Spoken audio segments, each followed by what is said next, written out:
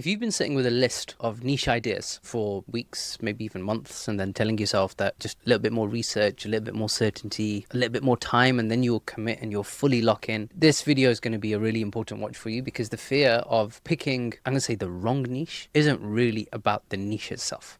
It's about something much, much deeper.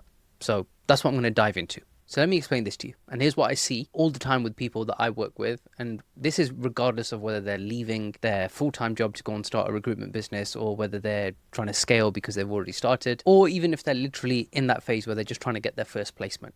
And what it is that they get stuck in this loop. They end up going to a stage of research, and they go and ask AI, and then they get some suggestions. Then they dismiss the suggestions because it doesn't feel right, or it feels too hard, or they don't have direct experience in the thing that whatever AI has suggested to them. And then they go back to the research stage, and then the loop just keeps going on. It literally repeats in that exact same stage over and over again. And I want to name what's actually happening here, because it's not what most people think. It's not an information problem. You just don't need one more Google search or one more AI conversation with another AI tool to find your actual niche. What you're actually doing is making a permanent decision about the next 5, even 10 years, about your business and maybe even your life, based on how something feels right now, before you've even started. And that's like an almost impossible standard to meet. I want to give you a couple of examples. If you get married to somebody, I don't know why I gave this example, but if you get married to someone, and after a period of time, months, years, weeks, whatever, that's a difficult decision to change. It comes with consequences. There are problems that would arise. There are families that are going to be upset. And it's a very heavy decision that you have to make, meaning that to make a marriage work really, really well, there are some things that either party has to change about themselves so that they can become the kind of parents and type of person that they want to be, and they have to mold and live together. That's what makes a marriage work, without turning this into a marriage coaching video. However, the change, if you decided to change direction, it's a very difficult one to make. On the other hand, let's just say you committed to a diet. It's not a life-threatening issue if you didn't like the diet a few weeks later or a few months later and you decided to change and try a different diet. It's okay. The thing with business is that it sits somewhere in the middle. It's not a heavy, heavy weighted decision that if you wanted to change, it's going to cause a lot of problems for a lot of people. And on this side, it's not something that you can just keep switching over and over again and then nothing's going to happen. No, you have to have at least a little bit of consistency and ride through some of the difficult periods. And the problem that you have when you're starting out, especially right at the beginning, you just don't know what those difficult challenges and problems are. And you're trying to make an adjustment and a suggestion to yourself. And you're trying to recalibrate and triple calibrate and make sure that the decision that you're making today is one that is going to suit you 5 years from now. My friend, you are going to be a different person 5 years from now. Your life is going to look completely different 5 years from now. You probably don't even know what it's going to look like in 5 years from now. In fact, for most people, if you just look at the last 2 years, your life is completely different to what it was 2 years ago. So you're trying to make a decision on what your business, what your clients, what everything is going to look like for the next 5, 10, even 15 years. And you don't even know if that's going to work.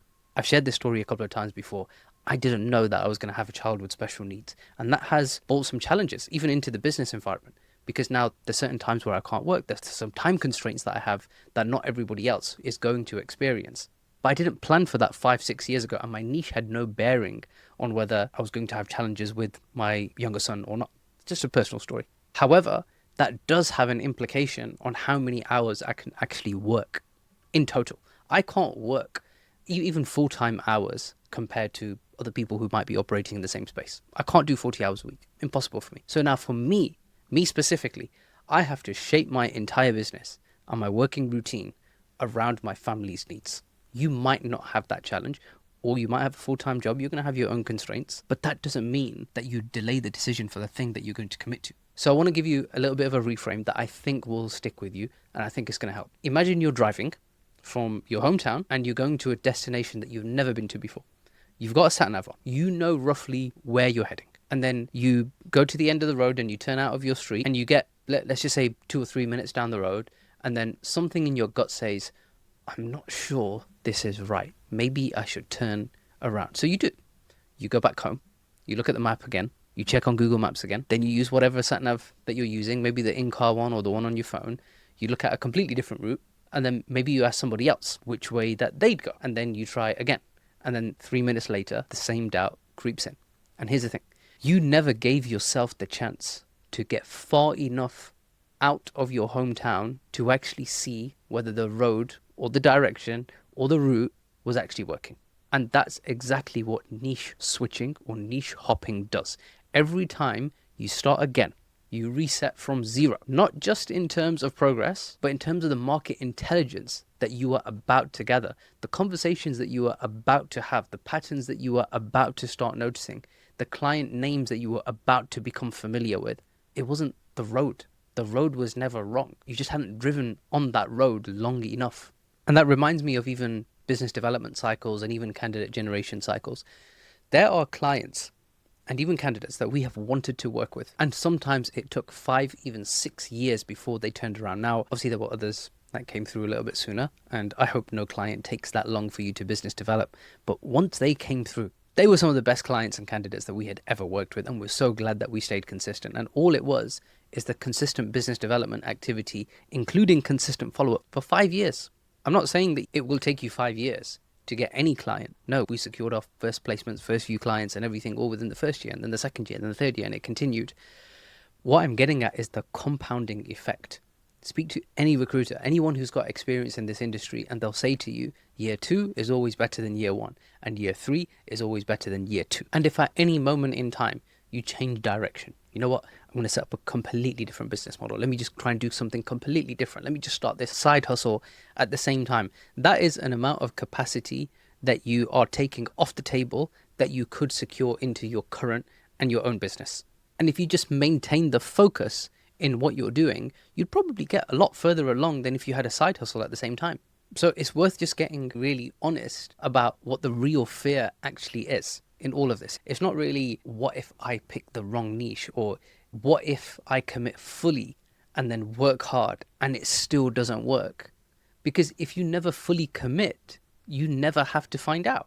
You can always say, well, I wasn't really all in on that one anyway. And like the niche was the problem and the timing was a bit off and I was still figuring out. But here's what I want you to sit with. The 2 reasons that people give up on things, I'm talking about anything here, not just business, are always the same 2 reasons. It was too hard or it took too long. That's it. Not because it wasn't possible, not because they were going in the wrong direction. Almost never for those reasons. It's always the difficulty or the timeline that breaks people. And both of those things are, to some extent, within your control. Not because you can make success happen faster, but because you can decide in advance that you're going to stay in it regardless. And the people who do take it through aren't necessarily the most talented. They're just the ones that decided that discomfort wasn't a reason to stop. And it reminds me of one of my old managers. When I was working in a job in recruitment, there was one manager that I had, and he taught me a lot of things to do with recruitment, and I really respect him for that. And I can still remember there was this one time where he said, we should go and start up a recruitment business. You know what you're doing. I know what I'm doing. We can build out the database. We can do all of this. Like, we just know how to make this work. Let's just go and do it. And I said, okay, cool. Let's do it. Do you want to have a conversation over lunch? And immediately he said, yeah, I'm on a good career trajectory. And I took that as a no. I was like, look, if you want to talk about it, I'm down. I would love to talk about it. Anyway, it's been like probably about 12 years to this day. And he hasn't started a recruitment business. And I believe he's still working in a full-time job. Some people do it and some people don't. That is it. And there's something that I want you to take away from this. Here's the thing. Stop trying to fall in love with your niche before you've been in it, because you can't. It's like trying to decide whether you love a city or even a person. Let's bring the marriage example back into it as well. Before you've even lived with them or lived in that place, you're just working with imagination. You're not working with experience. What you can do is apply the right criteria to your niche decision, not feelings, criteria, and then commit to giving it a genuine run, not a toe dip, not a let me test this for 3 weeks and then see, just a real commitment where you go deep to actually find out what the market is telling you. Because here's what's on the other side of that commitment. Market knowledge that nobody can take away from you. Relationships in your specific niche. Reputation. Referrals. The kind of business that compounds with every single placement, with every single conversation, and every client makes the next one a little bit easier. None of that is available to someone who keeps resetting. So if you are somebody who's working in a full-time job, maybe even working in recruitment, and you're trying to make that transition, I've been through that entire journey. I've been working a full-time job with the dream of starting my own recruitment business, starting it, just getting it going while I was still employed, then quitting, going all in on the business and growing it from zero to where it is today. And you can find everything on LinkedIn. And just bringing it back to that example of my old manager and where I am, I took a decision for something that was going to change the trajectory of my career and what I was going to do in the recruitment space. And I took that decision 10 years ago. And the idea wasn't even mine. It was my manager's. He's the one who suggested it. At that moment in time, I didn't think that I was going to go and start up another business. I just thought, this is a well-paid sales position. I'm going to stick to it. So just keep it in mind that the niche that you commit to doesn't have to be perfect. It just has to be good enough to start. I didn't know why I was recruiting in the first few years of me specializing in my particular niche. You just have to be brave enough to stay.